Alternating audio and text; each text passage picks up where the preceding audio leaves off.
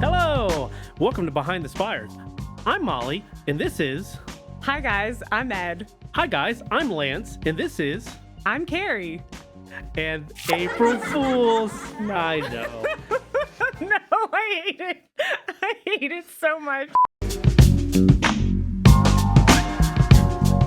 Hello, and welcome to Behind the Spires. I'm Ed, and this is... And I'm Molly, and we are your friendly neighborhood city employees. Yes, come join us Behind the Spires where we bring the business of Frederick forward, highlighting updates on Frederick's project, policies, and events. Each week, we bring a special guest behind the spires to introduce you to the people helping shape life here in the city of Frederick.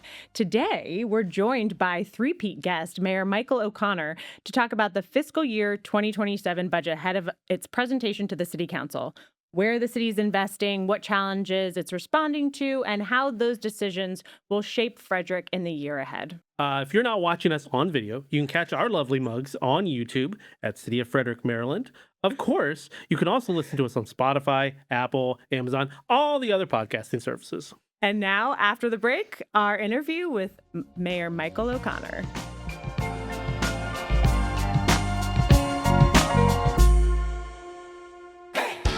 Frederick is making it easier than ever to get help from your local government, anytime, anywhere. Meet Fred, our new virtual assistant.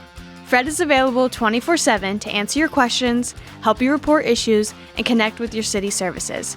It's fast, easy, and Fred is available in over 70 languages. Just visit www.cityoffrederickmd.gov and click on Fred in the corner of your screen. Prefer texting? Just send a message to 833-313-3733 and Fred will respond right away. Whether you need to find trash pickup schedules, report a pothole, or learn about city programs, Fred is ready to help, even after hours. Give Fred a try today at cityoffrederickmd.gov.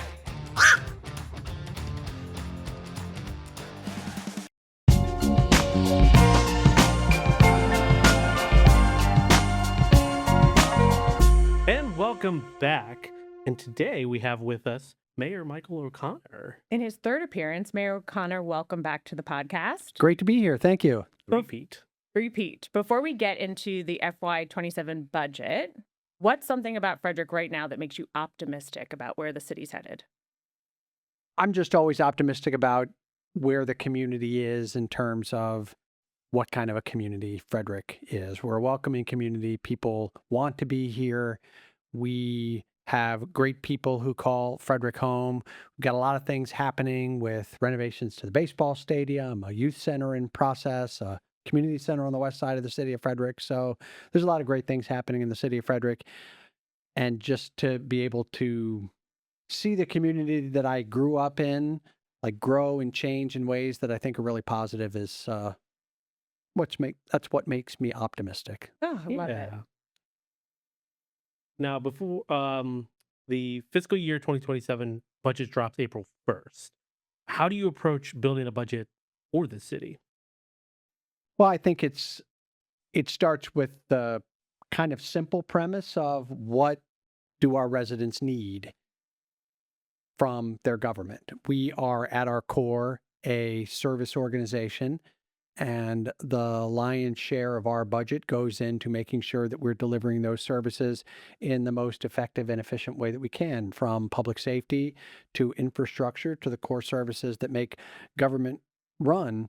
And once you've done all the stuff that you know you have to do, there's a kind of a page-turning exercise from June 30th to July 1st where we just know that we're going to keep doing many of the things that we're doing.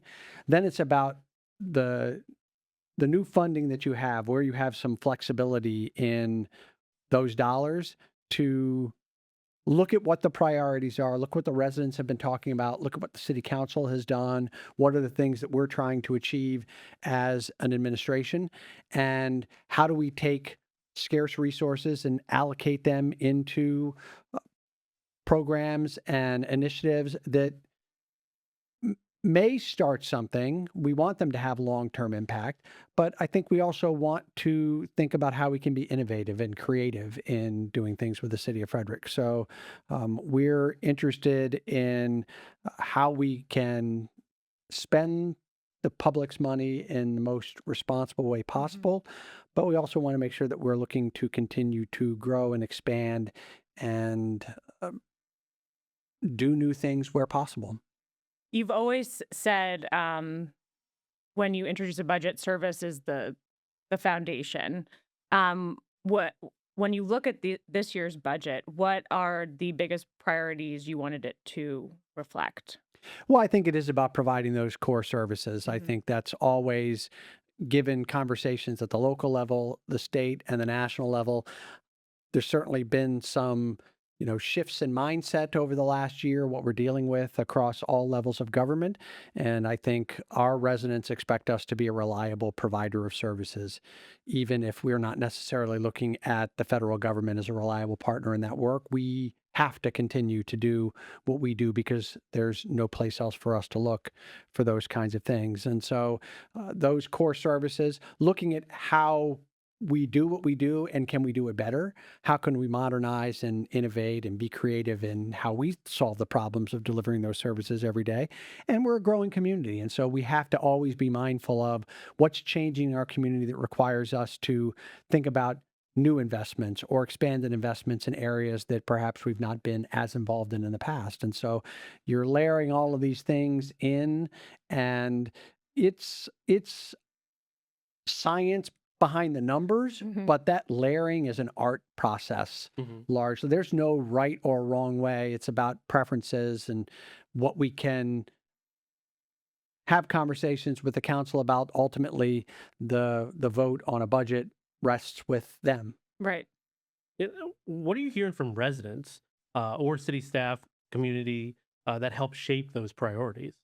I think it's constantly services, it's infrastructure, Mhm. it's roads, it's sidewalks, it's parks, it's how the government interacts with the public on information and taking back that engagement. And so I think the residents recognize that we're a service organization and they want those services to be delivered in a highly effective, highly efficient way. And I think we do a really good job of that in the city of Frederick. We're not perfect. There's no community that is, Mhm. but we are in a really good place. And I think that allows us to often look at our budget not or rarely from a crisis management perspective, but a maintenance of effort. How do we continue to do what we're doing and how do we grow and expand and evolve those efforts as the city grows and expands as well? So there are obviously some people that follow the budget process more closely than others. Hmm. Um, for people who aren't following or haven't followed in the past, how does the lead up to the budget season look? Like you meet with folks, you get their feedback, you hold listening sessions. Like, what are you doing? We've done town halls. So we did town halls in each of the districts and invited the council representatives from those districts to be a part of those meetings as well. The council has had their own legislative priorities conversation or budget priorities conversation to talk about what they wanted to see in the budget. We have meetings internally with our staff. These individuals, the people that lead our functional areas, are the ones that have the greatest finger on the pulse of what's going on in those departments every day Mhm. and can provide as much perspective on what may be necessary in terms of staffing enhancements or improvements to make our service delivery better. I'm a big believer and have been since day one that I got here. How do we use technology to better work on behalf of our residents, and where can we make smart investments in technological enhancements that make the work of our employees more streamlined and ultimately means that the residents of the city get better services. There's a budget feedback form that shows up on the city's website, which is an opportunity for people to tell us what they think. Unsolicited, we will also receive emails and comments from people about things that they want to Sure. see, our nonprofit partners, others in the community. So there's a lot of data inputs that come in, and it's not easy to sift through all of that because what I always know when I start this process is that I'm going to get to the end of it and we're not going to have accomplished 100% of all the things that we want to do. Right. This process is naturally a give and take, and we're trying to do the best that we can on behalf of our residents with always constrained resources. We always wish we had more, but we want to be very thoughtful when we're talking about more of where that more comes from. It only comes from one place. Right. It comes from the people who live here. Right. Now, speaking of the people who live here, what investments or changes in this year's budget will those people start to notice in their day-to-day lives? One of the things I think that's really interesting about this is that if we're doing it right, they almost never do notice. It's the pipes that are under the ground that carry the water, good and bad, to and from businesses and residences all over the city of Frederick. Most people don't pay any attention to that when they turn on the tap or they flush the toilet or they take their shower or whatever it might be. It's just the services that we provide. We want to find ways to always do that better. We have leak detection programs and we have ways in which we monitor that infrastructure to make sure that it doesn't fail. But when it does, when we have a water main break or we have something that happens that emerges from above ground, that's when the people take notice of the stuff that we do every day. So when I talk about how we use technology, we're looking at continuing to integrate more technology into our permitting, engineering, building review, that process. We're looking at how we can better align our budget with technology to make the work that we do more transparent for our residents. And for most of those things, I don't think for the average citizen it's a thing they notice until they subtly get this sense that, wow, it's a little bit more convenient for me to do these things that I'm do regularly or when I have to interact with city government. So I think that faster processes, things moving more swiftly because we've integrated technological solutions into that is a way in which we can sort of seamlessly do things. People also notice the big stuff. I mean, they notice the construction that may be happening in a park or on a road or on a sidewalk and how we undertake those programs. And they're all part of our capital improvements program every year to look at roads, sidewalks, ADA improvements, traffic lights, street lights, all of it. Most of that because people see it every day, the trash collection, all of that. If we're making changes on the back end, we don't really want them to notice it on their side of the equation. We just want them to see that services are being delivered in an effective and an efficient way. We're looking at how we can expand park programming, how we can do more to enhance the quality of life for our residents, particularly for younger children. We've always done park programming, but we're being more intentional in some areas of how we look at that to address some priorities that we've identified over the last couple of years that we want to be more intentional about how we do certain things. So we hope the residents will notice that, but I mean, I don't say this sort of flippantly. If the residents don't notice the new things that we're doing, then maybe that's okay because that it's really about, it's a good governance model. We want people to say the City of Frederick government functions in a responsible, good, community and resident centric way.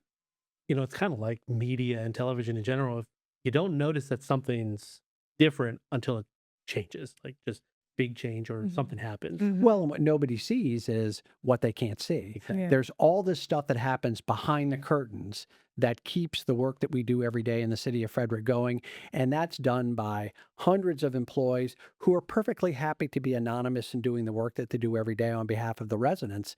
And they like it that way. I like it that way. And I think it's good for our community. Yeah. It's anonymous. If you do notice it, then it's not so good sometimes. So getting into the specifics of the budget, you talked a little bit about the different programming that Parks and Rec is going to do. Shout out to Parks and Rec, who are amazing, and including some more like early childhood programs. One thing that was interesting about your budget is you're proposing to expand early childhood programming and introduce the first licensed childcare in a city facility at the West Side Regional Park. That was very exciting to hear. Why is this an important investment to you right now? A couple of years ago, when we were involved in the Good Jobs, Great Cities Academy, one of the things that came out of that effort was how we as a city can do more to support workforce development. And that may seem like a very narrow area, but what we learned in going through that is good workforce development is about a good job that pays well It's about access to the services that you need. It's the cost of housing. It's the cost of transportation. It's the cost of childcare.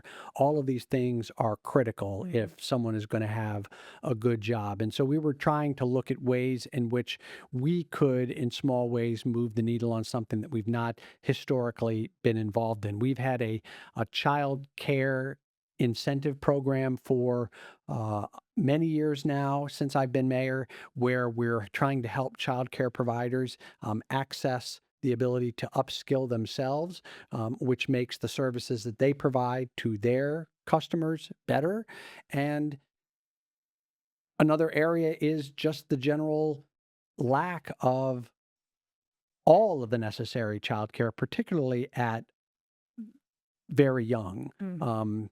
infant age childcare. And so, as we've been having these conversations and building this West Side Community Center, one of the concepts that came forward was if you could take the cost of childcare out of the equation for a provider, how much does that move the needle on price for those that they serve and their ability to pay their providers a wage if they don't have to worry about the facility? So, designing the West Side Community Center with a purpose-built childcare facility in it that will issue an RFP to a provider to come in and lease from us at effectively nothing, because we built the space already as a part of this broader initiative. And then it's an experiment. It's something new. We've not tried this before, and we want to see how it goes. And we hope it's a model then that is works well and can be replicated, not just by us in the public sector, but perhaps something that the private sector can look at as well, to help to create this space that has become a real crunch for a lot of young parents, is the difficulty in finding placements for their kids when they want to go out and work for a living and be fully fulfilled as well. So it's balancing a lot of different priorities, I think. I love that. I think as a once single mom, like finding childcare and then it's like it's like a second mortgage sometimes, depending on where you go. So It was the biggest savings in my wife and I's life when our kids graduated from childcare yes, into the public school yes, system. I remember being like, oh wow, I have And money. and they started in the private school system, and that too was a Was substantial savings on less. childcare. So Ugh. childcare, less expensive, private school, less expensive still, the public school system. Yeah. It was a great boon to the bottom line. Yes, absolutely. That's exciting. I'm excited to see more about that. Now, in addition to childcare, public safety is a major part of the budget, including funding for like staffing studies, equipment, and the new police headquarters. How are you thinking about those investments in the context of a growing city? When we brought the new police headquarters online a year ago, we didn't have numbers to work with. We had a lot of projections about what we thought that was going to be. It was the first major new building facility that the city had brought on in probably a generation in terms of costs and facilities expenses and those kinds of things. And so now we've got a good baseline of data in terms of what we need to operate a building like that and the investments we have to make in facilities improvements. In terms of the facilities department, the staffing necessary to maintain the tens of thousands, hundreds of thousands of square feet of office space that the city possesses and occupies every day.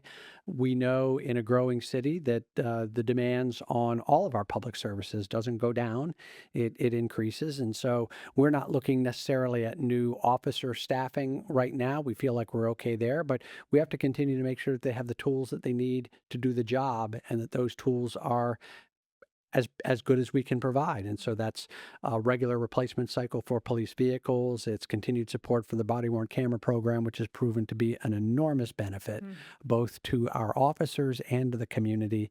And we just want to make sure that we're providing across every department in the city of Frederick. And public safety is certainly among the more important things that the public notices that we do.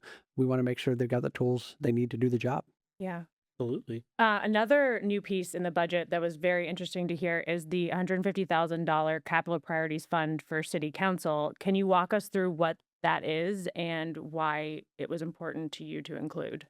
I think there's the budget process works best when it's sort of a partnership between the executive branch and the legislative branch, but the budget starts as the mayor's document. And I think we wanted to try and demonstrate that we understand that while the council ultimately has the say over the whole budget, that we wanted to be intentional in saying, but we want to make sure that you understand that we're setting dollars aside that we haven't allocated to something that may be one of my priorities.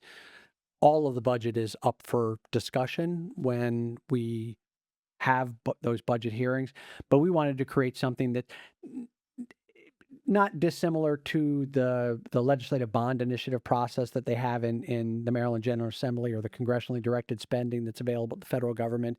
How could we set aside an amount of money to allow the council members to look at needs in their district and find something that was of particular interest to them and know that there was dollars available, that they wouldn't have to wrestle with all of the budget in order to find them, that we would allocate some dollars to allow them to look at priorities within their district or across the city, depending on how they want to negotiate the use of those funds.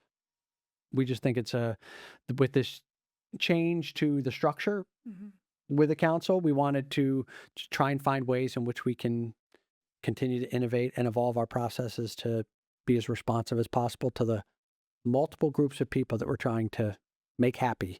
Yeah, I thought that was really interesting that you what they're hearing in their specific district, if they're hearing something in their district and the way the new council is structured. So I thought that was... I mean, budgets at their core are about our values as a community and about what's important to us. And I think everyone has to feel like they've got a buy-in and a stake in that from the decision-making side of the house. Now, we're coming a little close on time here, so we'll just ask one more question and kind of get us into the quick round trivia. What's one simple way you'd encourage residents to stay connected with what's happening here in the city? Well, I think obviously the city's website and our social media channels, subscribing to our alerts, those are all the easy ways. For the budget process, the hearings are available online. That schedule is posted. The topics will be outlined. People will know what they can tune into that's of most interest to them. And email and those resources are always available. There's a place for people to provide their budget feedback. We want the community. I think the council will want the community, particularly for the members who are going through this process for the first time. The community's input and involvement is going to be critical.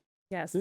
To echo that, the city website, frederickmd.gov/FY27 budget, has that form that the mayor referenced on giving feedback. It has all the meetings that are coming up, and we're going to update that as soon as we know which topics are going to be at each meeting. So please check that out. Mayor, thank you so much for being a three-peat guest. My pleasure. And explaining the budget. There's a lot of really interesting things. We touched on 3 specifics, but again, watch the budget hearings if you're interested for more. Before we leave, we have quick round trivia. Okay. But I think it's easier this season. No hot sauce? I feel like there used to be hot sauce. No, there used to be hot sauce. Okay. So you do listen. Okay, we're going to start with quick round trivia, and you just have to answer these as... I'm starting to speed up my talk. You have to answer these as fast as you can. Okay. Do you want to go first? Yeah, I'll go first. Okay. All right, ready? Go-to lunch spot in Frederick. Wags. Nice. Okay. Favorite season in the city and why? Fall, winter. So many great events. Oh, I like that. Perfect. Okay. All right, one hidden gem in Frederick people might overlook. I think people know all the. I thought you were going to say Wags again. That's a hard one. That is a hard one. That is a hard one. I would say our True Standard Distilling. If they haven't been there, it's okay. They're nice. Doing great things with the changes of the seasons. It's a visual in addition to a culinary experience. Ooh, okay. I like that. Mayor, again, thank you so much for joining us. And I just got in trouble with like 150 other businesses. So they're all good too. Thank you very much. You could have said a park.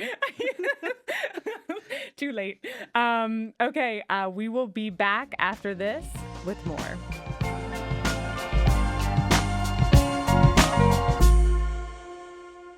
Here's the City of Frederick's Manager of Sustainability, Jenny Willoughby, with a water conservation tip. Plant native, drought-tolerant landscapes. You can find a great variety of native, drought-tolerant plants at your local nursery centers, and you can use these to replace your lawn.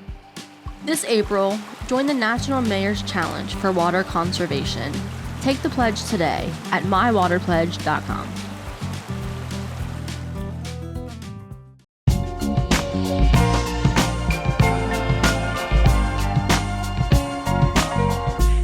Welcome back. So that was Mayor Michael O'Connor walking us through the fiscal year 2027 budget and what it means for the year ahead. Yes, and the important thing to remember is this isn't finished yet. The budget moves through City Council over the next few weeks with work sessions and discussions before it's finalized. So if you want to follow along, this is the moment to do it. These are the conversations that shape where the city invests, everything from services like the mayor mentioned to infrastructure to quality of life like childcare. Yes, you can watch those meetings live or catch them after the fact. And things evolve as council works through the proposal. Yes, and to make it easier, we've put everything in one place. Like we mentioned, head to frederickmd.gov/FY27 budget for the full schedule, key dates, and materials as they are released. It's a simple way to see not just what's proposed, but how decisions are made along the way. And if you don't have time to follow all those meetings, that's me. Yes, we'll keep breaking things down for you here. Between Behind the Spires and City Minute updates, we'll highlight what you have missed and what to keep an eye out for next. And don't forget to check out our new format for Behind the Spires news. These are all available on the city's YouTube and social channels, so you can stay connected in any way that works for you. And of course, we always want to hear from you. If you have questions, topic ideas, or someone you'd like us to talk to, send us an email at behindthespires@cityoffrederickmd.gov. That's behindthespires@cityoffrederickmd.gov. That's behindthespires@cityoffrederickmd.gov. And if you enjoy the show, remember to like and subscribe on Spotify, Apple, Amazon, YouTube, all the fun places. And before we dip back behind the spires, we ask just a small favor. Tell a friend about the podcast. And if you can, leave a quick 5-star review. It will help more people find the show. Yes, thanks for spending some time with us today, and we'll see you next time on Behind the Spires. It's clear, direct, and straight from the city. And remember, kindness costs us nothing, but it means everything. Thanks, Ed. You're welcome. Bye, guys.